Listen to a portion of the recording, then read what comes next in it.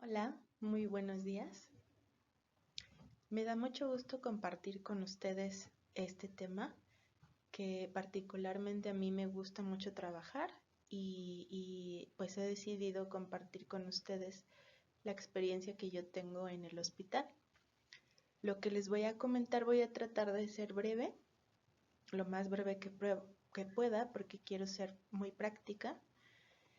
Y quiero decirles que esta presentación está basada totalmente en, aparte de la teoría, que ya es conocida, de los protocolos que se manejan de manera global, pero también está basada en las experiencias que he tenido aquí en el hospital.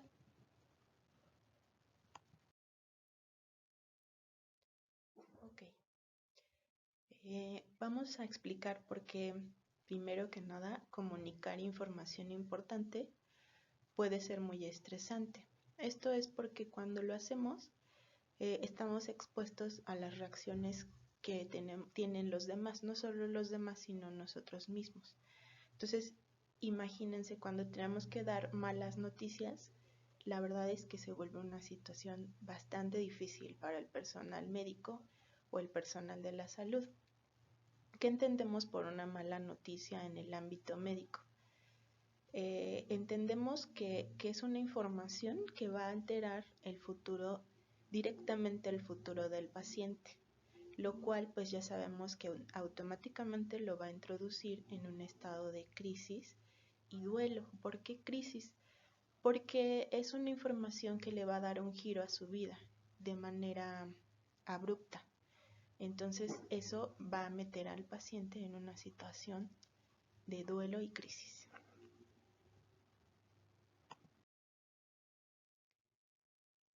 ¿Cuál ha sido la experiencia en el hospital? Hemos observado en el área que en general existe una resistencia a informar o a dar malas noticias. Esta resistencia pues no siempre es así, no lo estoy diciendo de forma general y tampoco es siempre es de manera consciente, a veces sí y a veces no. Pero lo que sí es cierto y que hemos visto, porque ha habido gran evidencia de ello, es que es un tema que genera un gran estrés emocional, genera ansiedad y genera incluso un sentimiento de responsabilidad o de culpabilidad por tener que dar la noticia, o un temor incluso de que se juzgue nuestra práctica o el trabajo que se ha hecho con el paciente. Esta reacción que se tiene ante la experiencia de dar las malas noticias también está determinada por la vivencia personal que cada uno hemos tenido del dolor y también con la capacidad para reconocer, tolerar y aceptar los sentimientos de los demás. Entonces toda la situación va a ser diferente con cada uno porque la experiencia con el dolor, con el estrés, con las situaciones que generan desequilibrio emocional, pues es particular en cada persona.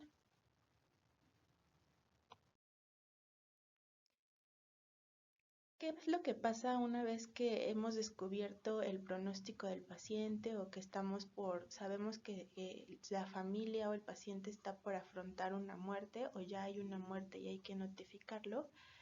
Pues a veces sucede algo que se conoce como la conspiración del silencio. ¿Qué significa esto? La conspiración del silencio implica un acuerdo implícito o explícito, ya sea que todos asumen en la familia o se asume en general en el ambiente que no tenemos que decir la información al paciente o que tenemos que alterarla. Esto puede ser por parte de los familiares, los amigos y los mismos profesionales de la salud, pues con el fin de aminorar o de hacer un poco más leve la estancia del paciente. Se trata de ocultar el diagnóstico o como minimizarlo o incluso no hablar sobre el pronóstico y la gravedad del paciente.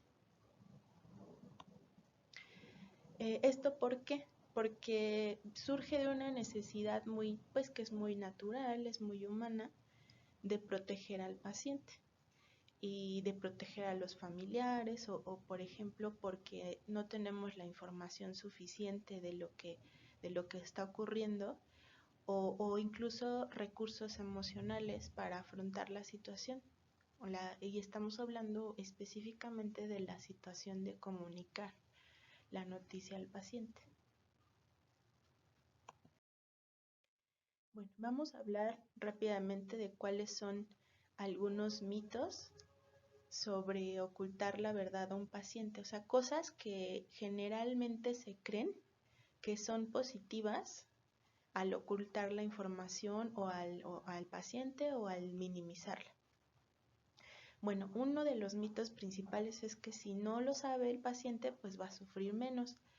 Por ejemplo, hemos escuchado muchas veces que los familiares dicen, bueno, si se lo digo después o que se dé cuenta por sí mismo, pues va a ser menos traumático. O si se lo digo después, pues va a haber un momento en el que yo voy a sentir que es correcto decírselo o darle esa noticia y mi misión o la misión del familiar se convierte en encontrar ese momento en el que él cree que va a ser mejor decirle la información al paciente. Otra cosa que se suele pensar es que aunque podamos explicar de manera total o muy completa lo que está pasando al paciente y a la familia, hay una sensación como muy ya inicial de entrada, que se da por hecho, que el paciente pues no lo va a entender o le va a costar trabajo y va a estar negado, ya sea el paciente o la familia. Entonces eso también lo hemos escuchado mucho que lo plantean los profesionales de la salud, los médicos, que tienen esa sensación de que el paciente y la familia está negado a entender la información o que lo hemos explicado muchas veces y el paciente pareciera pues como que no entenderlo. Entonces eso provoca que pues yo deje de tener ganas de hablar con el paciente. Ha pasado eso, que incluso pues se ha renunciado a hablar con el paciente. Que no olvidemos que también existe sí el derecho que todos tenemos como profesionales de la salud de negarnos a atender a un paciente, pues cuando ya se trata de otras situaciones como sentir amenaza o que seamos agredidos por el paciente o su familia. Pero ese es otro tema, estamos hablando aquí sobre el único hecho de cómo comunicar las malas noticias, cómo hacerlo y qué es lo que implica. Otro de los mitos que pensamos es que la noticia puede agravar el estado de salud del paciente. Eso es lo que llegamos a creer todos en algún momento, el paciente, la familia o incluso el mismo profesional de la salud. Y pues esto es un mito porque en realidad vamos a ver en la siguiente diapositiva, vamos a explicar un poco más que pues en sí es muy difícil que una noticia, aunque ésta sea muy fuerte, pueda agravar de manera real el estado del paciente. Inclusive a veces genera que el paciente, el saber la verdad, el conocer la verdad, genera que el paciente más bien pues como que tenga un estado más sereno y por lo consiguiente esté mucho mejor comunicado con su médico tratante, con su familia y eso pues facilita en muchos aspectos su tratamiento. ¿Cuál es la realidad? Hablando de estos mitos, para desmentirlos, pues vamos a mencionar cuáles son en realidad las cosas que ocurren cuando ocultamos la información y cuando sí la decimos. Todos hemos visto que cuando un paciente está convaleciente, cuando está enfermo de gravedad, en general su estado emocional está alterado. Algunos pacientes, la mayoría, estos estados alterados les provocan un estado de sobrealerta. Entonces es posible que el familiar o el paciente de por sí ya haya captado desde mucho antes que nosotros siquiera lo sospechemos o lo imaginemos, que algo sucede y que no le estamos diciendo la verdad o le estamos ocultando la información real. ¿Esto qué le provoca al paciente? En realidad mucho enojo, mucha confusión y mucha angustia, porque esto se relaciona pues con el sentimiento que te provoca que alguien que te está cuidando y está velando por tu bienestar, llámese tu familia o el mismo profesional de la salud, pues no está siendo honesto. Es como esa sensación la que siente el paciente y entonces eso, aunque no se lo diga así mentalmente, eso siente como una especie de angustia o de traición o de mucho enojo. Y eso pues lógicamente no le va a beneficiar para nada en su estado de salud, ni en su disposición para recibir cualquier tratamiento.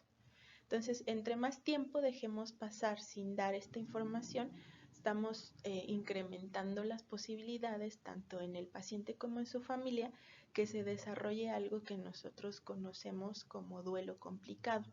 Un duelo complicado es mucho más difícil de llevar, mucho más difícil de acompañar y también es más prolongado. No se lleva a cabo de manera adecuada porque no damos una oportunidad no impedimos o retardamos que el paciente inicie su proceso de duelo. Y en realidad, pues no existe un momento correcto ni adecuado para dar malas noticias. Si estamos esperando ese momento, pues puede ser que nunca lo encontremos o que inclusive tomemos decisiones no tan buenas al momento de hacerlo. Ahora, por otro lado, la negación es una reacción emocional muy normal de cualquiera de nosotros al recibir una noticia impactante. La negación es una reacción adaptativa y como cualquier otra reacción o emoción, si se prolonga, sí se puede convertir en algo negativo, pero como toda emoción es algo necesario, existe por alguna razón. Entonces hay una negación que es adaptativa. Y no quiere decir que el paciente es poco cooperador o que sus familiares no quieren entender. Eso puede ser que nosotros, como profesionales de la salud, de pronto nos desesperemos un poco pensando o sintiendo que el paciente y su familia no está reaccionando bien porque no está entendiendo o porque no quiere escucharnos. La reacción, otra de las realidades es que la reacción del paciente al conocer la verdad o la mala noticia va a ser la misma independientemente del momento en el que se le comunique, ya sea con reacciones de extrema emocionalidad, reacciones irracionales o con estados de shock. Algunos estados de shock pareciera que el paciente no está sintiendo nada o que nosotros le llamamos aplanamiento emocional. Esas son reacciones esperadas y son reacciones normales, entonces no debe causarnos alarma esto. De hecho, es un signo de una salud mental, por decirlo así, cuando el paciente reacciona de esta manera. Raro es que reaccione diferente de lo que estamos hablando. De hecho, un estado de salud deteriorado en un paciente, pues hemos visto en la experiencia que se vea aún más agravado por los sentimientos de angustia, de desconfianza y de traición que como les comento, le genera tanto al paciente como a sus cuidadores o su familia que les ocultemos la verdad o que no hagamos un buen manejo de la información. Bueno, ¿cuáles pueden ser las implicaciones bioéticas de esto? Nosotros ya sabemos que hay principios básicos en la bioética que debemos de conocer y practicar frente a los pacientes, y uno de ellos pues es la no maleficencia. Entonces pasa muy seguido que hay profesionales de la salud, a todos nos puede pasar, que utilizamos juegos de palabras para evadir el pronunciamiento de una información difícil o de una verdad que implica algo que sabemos que le va a hacer daño a la persona que se lo vamos a decir. Entonces hay una especie de sensación como de que voy a ser el origen del sufrimiento de esa persona, y eso es algo también muy humano, es una emoción muy, muy natural que todos llegamos a sentir cuando tenemos que decirle algo a alguien que no queremos, ¿no? Y pues cualquiera que le digamos, oye, te toca decirle esta información al paciente, pues obviamente su reacción no va a ser de alegría. Entonces, sin querer puede ocurrir algo que también se llama la conspiración de la palabra. Y esto puede parecerse mucho a un engaño. Y este engaño, pues, no podemos justificarlo de ninguna manera desde el punto de vista ético, porque aunque no sea mentir realmente, si hacemos juegos de palabras por querer proteger al paciente o por querer protegernos a nosotros mismos de las emociones que se van a causar, pues estamos cayendo en esto y entonces estamos atentando contra este principio de la no maleficencia y la autonomía del paciente, porque el paciente al no tener la información completa y adecuada, pues no puede decidir de manera correcta lo que quiere o lo que necesita. Por ejemplo, a un paciente con cáncer terminal que su médico, pues es tan sencillo como que le empiece a decir algo así como, podemos ir controlando la enfermedad, podemos hacer este y otro tratamiento y así, y cuando usted se estabilice, pues podemos decidir si continuamos con su tratamiento. Decir esto cuando sabemos que de acuerdo a la estadística o a la literatura o a lo que yo sé en mi conocimiento o en mi expertise, sabiendo que el paciente tiene un mal pronóstico o le queda poco tiempo de vida, decirle eso, pues cae en lo que les estoy explicando, la conspiración de la palabra, ¿no? Que viene siendo como algo que no es correcto bioéticamente hablando. Entonces, todo esto ha surgido, pues en un inicio puede ser que nazca de la compasión, pero pues también puede convertirse en algo cruel, más bien, ¿no? O sea, uno puede pensar que estamos haciendo algo bien y en realidad estamos cometiendo una crueldad sin saberlo. Recordemos que la gente en un estado de sobrealerta, como les mencioné anteriormente, y de crisis, pues está expuesta a sostenerse de lo que sea que le parezca una salida distinta a la que se le está informando. O sea, como agarrarse de algo para saber que eso que me estás diciendo no es cierto, que es como la primera reacción de cualquier persona, como negar lo que estoy viviendo, porque el inicio de un duelo es así, se vive como el no creer lo que me estás diciendo, como que estoy en un sueño, como que es ridículo, como que no entiendo qué me estás diciendo. Y parece que no entiendo, pero sí entiendo. Lo que pasa es que estoy tratando de asimilar lo que me estás diciendo. Y si yo escucho un discurso un poco maquillado, un poco así como rebuscado, con muchas palabras, con muchas explicaciones, sin que yo escuche la palabra terminal o en el caso de los enfermos terminales, o sin que yo escuche esta enfermedad no tiene cura, o no hay tratamiento, o cosas que sean muy concretas, si yo no lo escucho, obviamente no voy a yo solita a deducir eso, me voy a agarrar de una falsa esperanza. Y bueno, el poder hablar con un paciente de manera suave y amable no es esto, o sea, no significa que yo le voy a manejar otra información o se la voy a suavizar o voy a omitir partes importantes de lo que en sí le quiero decir concretamente, que es que va a morir o que no hay tratamiento para su enfermedad o que su familiar va a morir o que su familiar falleció. ¿De acuerdo? Entonces, no es lo mismo tener una esperanza, porque obviamente yo he escuchado médicos que dicen, no, es que yo no puedo quitarle a este paciente la esperanza. Y no, o sea, visto desde ese punto de vista, sí, efectivamente no tenemos derecho como de meternos con lo que un paciente quiera pensar incluso a lo mejor su fe por sus costumbres espirituales le dicta, pero no es lo mismo esto a más bien tergiversar lo que le estamos diciendo, esperando que el paciente pues más bien se sienta bien, o sea, de por sí no se va a sentir bien, no se está sintiendo bien y está sintiendo peor el no saber o la incertidumbre que siente sobre su futuro. La mayoría de los pacientes no sabemos por qué, pero hemos visto eso en la experiencia, lo presienten que algo está pasando y si no sé o no me están diciendo la verdad, pues obviamente esto pues va a agravar mi estado. En lugar de sentirme tranquilo o de tener una esperanza, pues eso está muy lejos de ocurrir. Lo hemos visto muchas veces en la experiencia. Es una esperanza fallida y que está promovida por la falta de una información completa. Bueno, otra vez mencionando que debemos de estar apegados a este principio de la autonomía y la no maleficencia.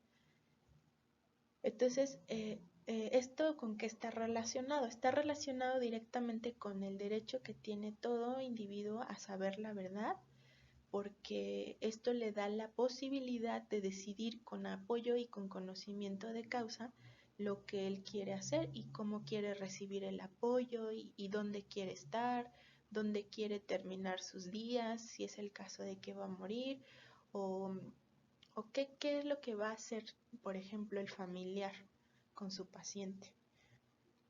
Entonces, no se trata de un asunto relacionado con el principio de beneficencia, como lo solemos pensar, sino más bien es un asunto de autonomía y no maleficencia. Es más bien eso. Evitar hacerle daño al paciente ocultando la información. Que bueno, aquí también cabe mencionar que no se trata tampoco se trata de que se convierta en un encarnizamiento informativo. Bueno, vamos a hablar rápidamente a quién le corresponde comunicar malas noticias. Particularmente aquí en el hospital, en el HRAE, nosotros creemos que es el médico tratante quien debe dar la información, es lo más adecuado, es quien debe de ser responsable de hablar primero con el familiar y después estar disponible para explicar al paciente y a otros familiares. El médico debe reconocer abiertamente, eso es muy importante y quiero hacer énfasis en esto, que esto en sí ocasiona estrés y que no tenemos por qué ocultarlo o negarlo. Tal vez muchos o algunos ya tengamos mucha experiencia en esto o tengamos un buen manejo en esto, porque también hemos visto que hay médicos que lo hacen de una manera impecable, con una serenidad y un temple que es ejemplar. Sí lo hay, ¿no? Pero esto no deja de ser algo estresante y que afecta directamente nuestro estado emocional. Entonces es muy importante que lo reconozcamos y que nos podamos acercar a los profesionales de la salud mental, en este caso, ¿no?, al área de psicología, para que recibamos un acompañamiento y una orientación sin que esto implique que sintamos que somos débiles o que nos da vergüenza. Simplemente es una situación humana que es normal y que cualquiera necesitaríamos un acompañamiento o un apoyo, una psicoeducación.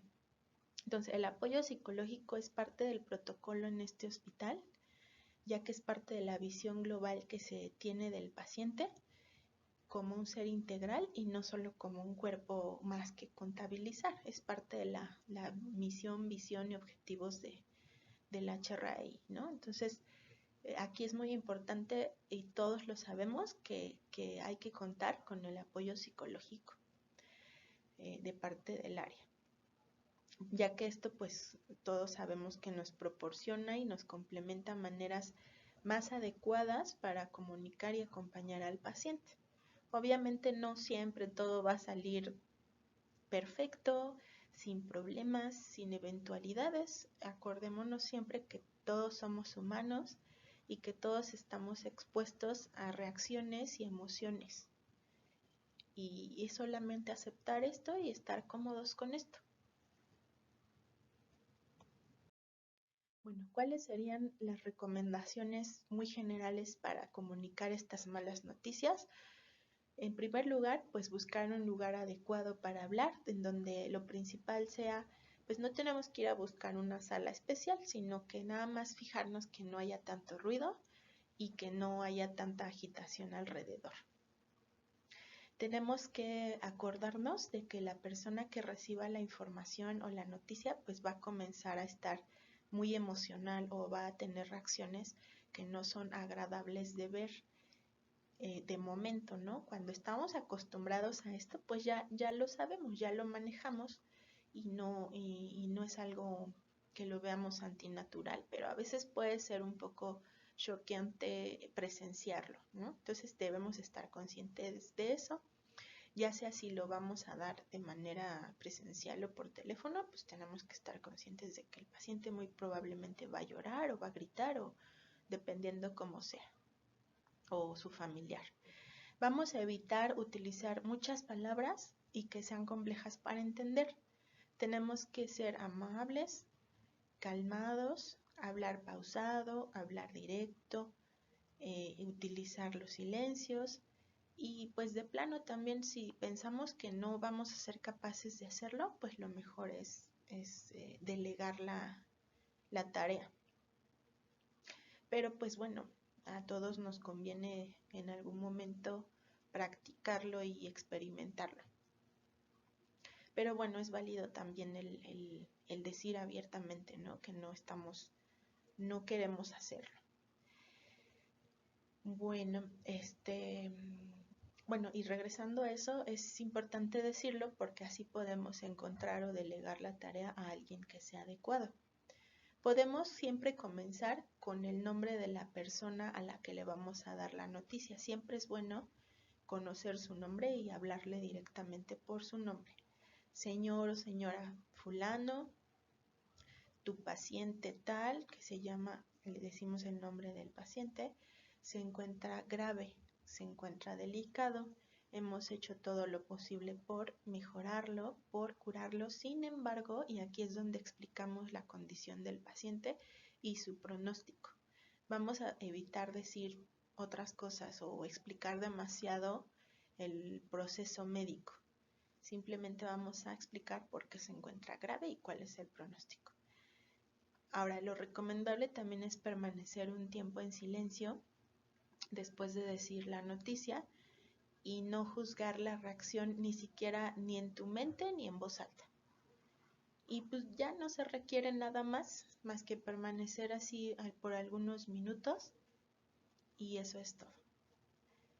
Tampoco tenemos que quedarnos ahí mucho tiempo, simplemente ofrecer nuestro apoyo, ofrecer nuestra presencia o nuestra disponibilidad para volver a explicar y retirarnos.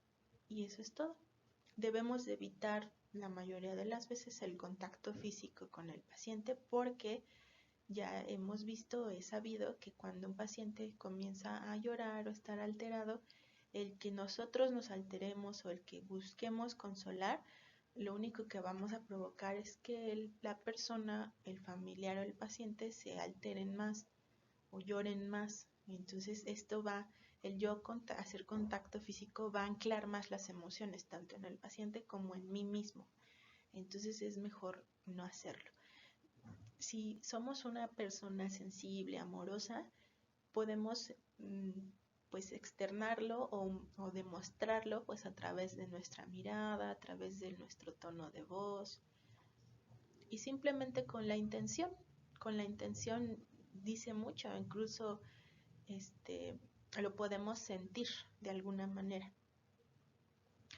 Y bueno, la otra recomendación pues es lo que les decía yo anteriormente, llamar a la psicóloga, acudir a los profesionales de la salud mental para un acompañamiento en duelo, tanto del paciente como de nosotros mismos que acabamos de comentar la noticia y para sus familiares.